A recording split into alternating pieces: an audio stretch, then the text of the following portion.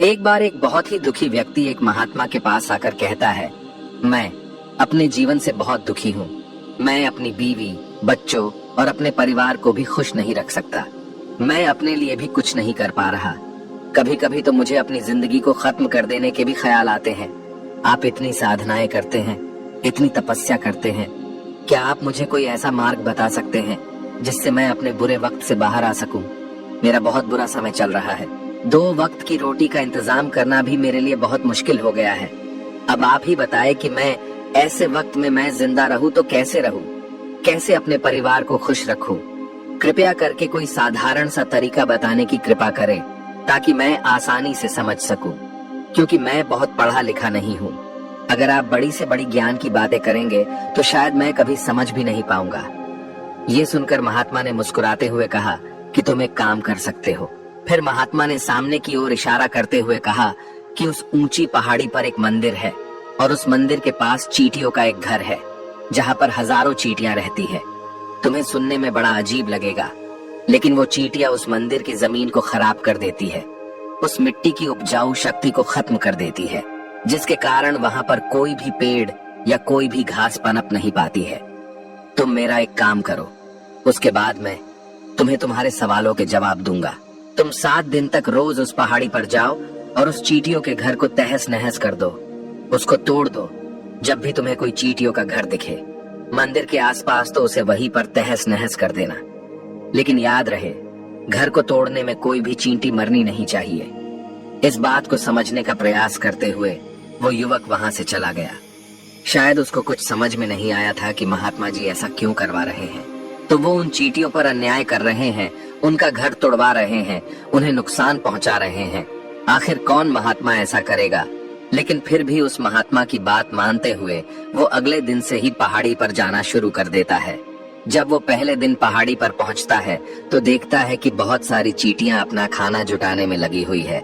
सारी चींटियां कतार से चल रही है और अनाज के छोटे छोटे कण उठाकर अपने घर में जमा करती जा रही है। ये देखकर पहले तो उस युवक का मन कमजोर पड़ गया। उसने सोचा कि ये इतनी मेहनत करके अपना घर भर रही है और मैं इनके घर को तबाह कर दूंगा तो इनको कितना बुरा लगेगा।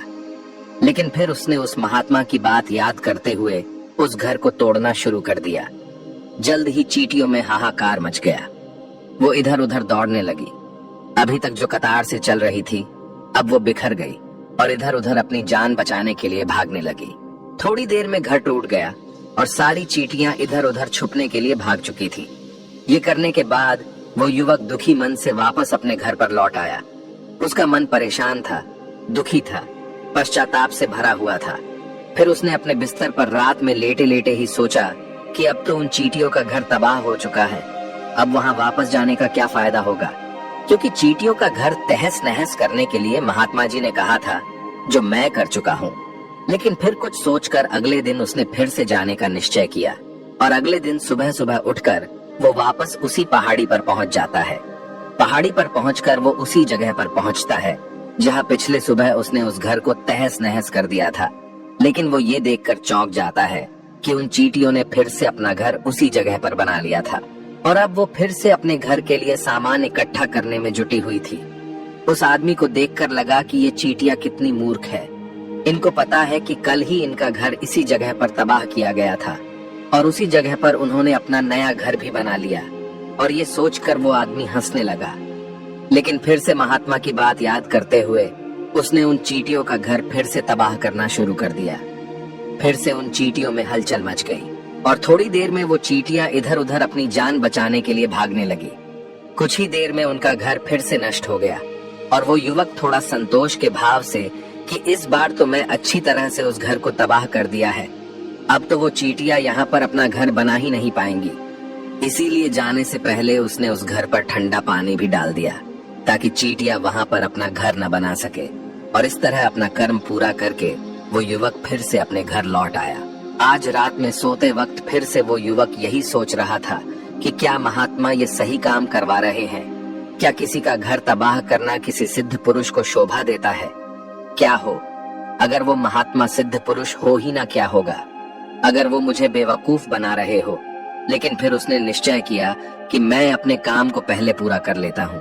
उसके बाद ही पता चलेगा कि महात्मा मुझे से ऐसा क्यों करवा रहे थे, और यही सोचकर वो रात में सो जाता है। अगले दिन सुबह उठकर वो फिर से उसी पहाड़ी की ओर निकल जाता है। पहाड़ी पर पहुंचकर वो उसी जगह पर पहुंचता है जहां पर उसने उनके घर को तबाह कर दिया था, और वो ये देखकर खुश हो जाता है कि वहां पर कोई भी घर नहीं था। सारी चींटियां वहां से भाग चुकी थी। अब उसने सोचा कि अब मेरा रोज रोज आने का क्या फायदा होगा, क्योंकि चींटियां तो अपना घर बदल चुकी है, और महात्मा जी ने मुझे 7 दिन आने के बाद कहा था, लेकिन आज तो तीसरा ही दिन है। अब बाकी 4 दिन वापस आने का क्या फायदा होगा। और यही सोचकर उसने निश्चय किया कि यहाँ से वो सीधा उसी महात्मा के पास जाएगा और उनको ये सारी खबर बता देगा। जब वो वापस मुड़कर उस पहाड़ी से उस महात्मा की कुटिया की तरफ जाने लगा, तभी अचानक उसकी नजर एक और घर पर पड़ी, जो कि चींटियों का ही बनाया हुआ था। मतलब कि वो घर चींटियों ने ही बनाया था, और अब वो चींटियां नए घर में वास कर चुकी थी। ये नया घर उनके पुराने घर से थोड़ी ही दूरी पर था, और जब उसी युवक की नजर उस घर पर पड़ी तो उसने सोचा कि शायद महात्मा को पता था कि ये चींटियां अपना घर यहाँ से बदलकर किसी दूसरी जगह पर बना लेगी, इसीलिए उन्होंने मुझे 7 दिन आने के बाद कहा था। और ये विचार करके वो उनका नया घर भी तोड़ने के लिए पहुंच जाता है। जब वो वहां पहुंचा तो चींटियां उसी तरह अपने कार्य में लगी हुई थी। वो अपने लिए खाना इकट्ठा कर रही थी और अपने घर में जमा कर रही थी। जब पुराना घर टूटा था, वहां भी अनाज के कण बचे हुए थे, और चींटियां वहां से भी अनाज इकट्ठा कर करके वापस अपने नए घर में ला रही थी। अब यहाँ पर फिर से युवक का मन थोड़ा कमजोर पड़ गया, क्योंकि वो खुद भी कमजोर था, खुद भी वक्त का मारा हुआ था। इसीलिए उसके मन में उन चींटियों के प्रति दया का भाव उमड़ रहा था। उनके ऊपर उसे दया आ रही थी। वो चाहता था कि उनकी मदद करे, लेकिन वो उल्टा उनको नुकसान पहुंचा रहा था। लेकिन उस महात्मा की बात को याद करते हुए उसने फिर से उस घर को तोड़ने का निश्चय किया, और उसने इस बार बड़ी ही सावधानी के साथ बिना किसी चींटी को कोई नुकसान पहुंचाए वो घर तबाह करना शुरू कर दिया। वक्त थोड़ा ज्यादा लगा, क्योंकि किसी भी चींटी को नुकसान न पहुंचने की शर्त महात्मा ने पहले ही रखी थी। इसीलिए उसको बड़ी सावधानी के साथ उन घरों को तबाह कर रहा था। लेकिन आखिरकार उसने उस घर को भी तबाह कर दिया, और उस घर को तबाह करने के बाद वो बड़े ही दुखी मन से, इस बार वो पहले से भी ज्यादा दुखी था, क्योंकि उसने उनका नया घर भी तोड़ दिया था। वो उन चींटियों को बसने ही नहीं दे रहा था, और वो अब अपने आप को शैतान या दानव समझने लगा था। लेकिन फिर भी उस महात्मा की बात को मानते हुए वो अपने घर पर दुखी मन से वापस आ गया। रात में सोने से पहले एक बार उसने फिर से सोचा कि मैं कितना बड़ा शैतान हूँ, कितना बड़ा दानव हूँ। पुराना घर तो छोड़ो, मैं उन चींटियों को कहीं भी बसने के लिए कोई जगह ही नहीं दे रहा हूँ। वो चींटियां मेरे बारे में क्या सोचती होगी? वो कितना बड़ा दानव होगा उस परमात्मा को जो मेरे द्वारा ये काम करवा रहा है। लेकिन फिर भी उसने अगले दिन जाने का निश्चय किया, और अगले दिन सुबह सुबह वो फिर से वहां पर पहुंच गया। वो ये देखकर फिर से आश्चर्यचकित रह जाता है कि इस बार चींटियों ने एक और नई जगह पर अपना घर बना लिया था।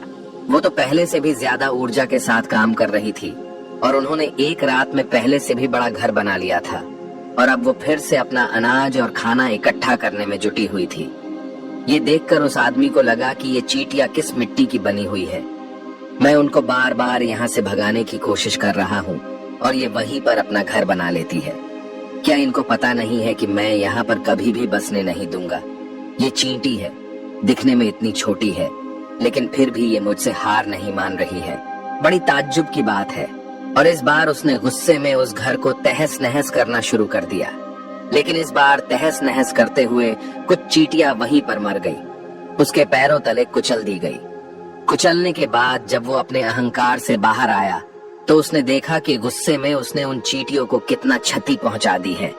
उसका मन पश्चाताप से भर गया, और वो रोता हुआ अपने घर की तरफ बढ़ गया। रात में सोते वक्त उसने सोचा कि मैं उन चींटियों पर बहुत ज्यादा अत्याचार कर रहा हूँ, अब इससे ज्यादा अत्याचार मैं नहीं कर पाऊंगा। और यही सोचकर वो अगले दिन उन चींटियों के लिए अपने घर से थोड़ा आटा लेकर उसी पहाड़ी पर पहुंच जाता है। आज उसके मन में उन चींटियों के प्रति श्रद्धा का भाव था, दया का भाव था। आज वो उनकी मदद करना चाहता था, और जब वो वहां पर पहुंचा तो चींटियां फिर से अपने नए घर को बनाने में जुटी हुई थी। उसने बड़े ही करुणा के साथ उन चींटियों को अपना लाया हुआ आटा खिलाया। अगले 7 दिनों तक वो ऐसा ही करता रहा। वो रोज सुबह जाता, उन चींटियों को अपने हाथों से आटा खिलाता।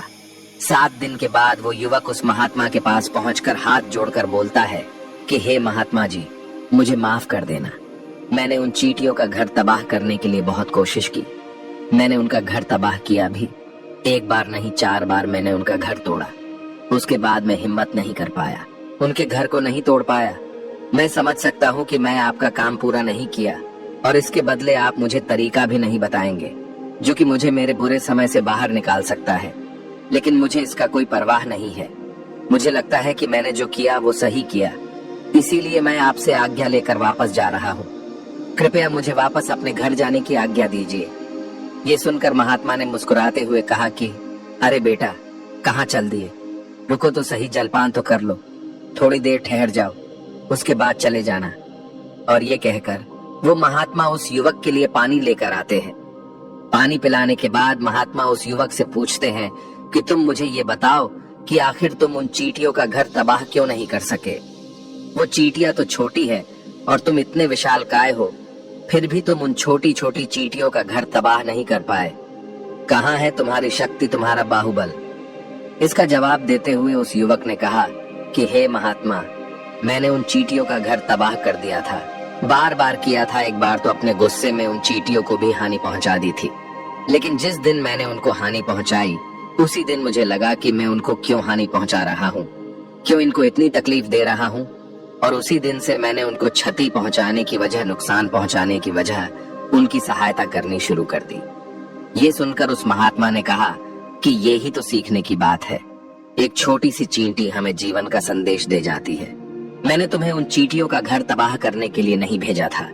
मैंने तुम्हें भेजा था ताकि तुम उन चींटियों से कुछ सीख ले सको। तुम्हें क्या सीख मिली? उन चींटियों से क्या मुझे बता सकते हो? ये सुनकर उस युवक ने पूरी कहानी बयां कर दी। पूरी कहानी सुनने के बाद महात्मा ने मुस्कुराते हुए कहा कि बेटा, पहली सीख जो इन चींटियों से ले सकते हैं वो ये थी कि तुमने कितनी ही बार उनके घर को तोड़ने की कोशिश की, कितनी ही बार प्रयास किया कि उनके घर तबाह हो जाए, लेकिन वो हर बार अपना नया घर बना लेती थी। उन्होंने कभी भी हार नहीं मानी। अगर वो हार मान लेती तो वो चींटियां तुम्हें वहां पर नहीं मिलती। जीवन कार्यशीलता का नाम है, लेकिन हम मनुष्य 1-2 बार हार मिलने पर ही टूट जाते हैं, हताश हो जाते हैं और फिर जीवन में प्रयास ही नहीं करते। और कुछ लोग तो अपनी जिंदगी को खत्म करने को उतारू हो जाते हैं। लेकिन जानवरों में तुमने एक बात देखी होगी कि वो अपना जीवन खुद से कभी खत्म कर ही नहीं सकते हैं। तुमने कभी नहीं सुना होगा कि किसी जानवर ने आत्महत्या कर ली, चाहे वो जानवर कितना भी भूखा क्यों ना हो, कितना ही दुखी क्यों ना हो, लेकिन वो अपने जीवन के लिए हमेशा संघर्ष करता रहता है। लेकिन वहीं दूसरी तरफ हम मनुष्य 1-2 बार हताश होने पर ही अपना जीवन खत्म कर लेते हैं। जीवन तो कर्मशीलता है, कर्म करने का नाम है। जीवन और मृत्यु आखिरी विश्राम है, परम विश्राम है। इसीलिए मृत्यु से पहले कर्म करना कभी मत छोड़ना, क्योंकि मृत्यु के बाद तो तुम परम विश्राम में चले ही जाओगे। तो उससे पहले कर्म करना क्यों छोड़ रहे हो? क्यों हताश हो रहे हो? अगर तुम्हारा एक घर टूट गया है तो दूसरा घर बनाने का प्रयास करो, कोशिश करो, और कोशिश करने वालों की कभी हार नहीं होती। ये तुम उन चींटियों से देख चुके हो। देखने में तुमसे कितनी छोटी है वो चींटियां और तुम इतने बड़े हो, लेकिन उनका मन तुम्हारा मन से इतना बड़ा है, इतना विशाल है, इतना दृढ़ संकल्प है कि इतनी बार घर टूटने पर भी उन चींटियों ने कभी हार नहीं मानी। दूसरी सीख ये है कि जब भी हमारे ऊपर बुरा समय आता है, हमें लगता है कि ये समय कभी नहीं जाएगा, ये समय मेरे जीवन को बर्बाद कर देगा, मुझे कभी नहीं जीने देगा। और अपने इन्हीं ख्यालों से, अपने इन्हीं विचारों से, जिसका असलियत में कोई भी अस्तित्व नहीं है, वो सिर्फ विचार है, और वही विचार हमारे मन को दुखी कर देती है और इसीलिए हम प्रयास करना भी छोड़ देते हैं। लेकिन तुम खुद सोचो कि बार बार प्रकृति हमें क्षति पहुंचाएगी, नुकसान पहुंचाएगी, लेकिन कब तक पहुंचाएगी? अगर हम बार बार फिर से उठ के फिर से नया प्रयास करते रहेंगे तो प्रकृति भी हमारे सामने घुटने टेक देगी और वो भी एक दिन हमारे ऊपर दयावान हो जाएगी, कृपालु हो जाएगी और वो हमें सब कुछ देने लगेगी जिसकी हमने कभी कामना की थी। तुमने खुद देखा कि तुम उन चींटियों को तबाह करने के लिए पहुंचे थे, लेकिन बाद में तुम ही उन चींटियों को अनाज और आटा देने लगे, तुम ही उन पर कृपालु हो गए। क्यों हुए? क्योंकि तुमने देखा कि वो चींटियां हार ही नहीं मान रही है। इसी तरह अगर तुम भी अपने जीवन में कभी हार नहीं मानोगे तो एक न एक दिन ये प्रकृति तुम्हें वो सब कुछ देगी जो तुम अपने जीवन में पाना चाहते थे।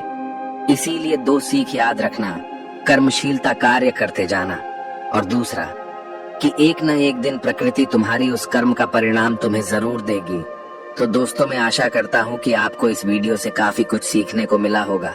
तो फिर मिलते हैं अगले वीडियो में।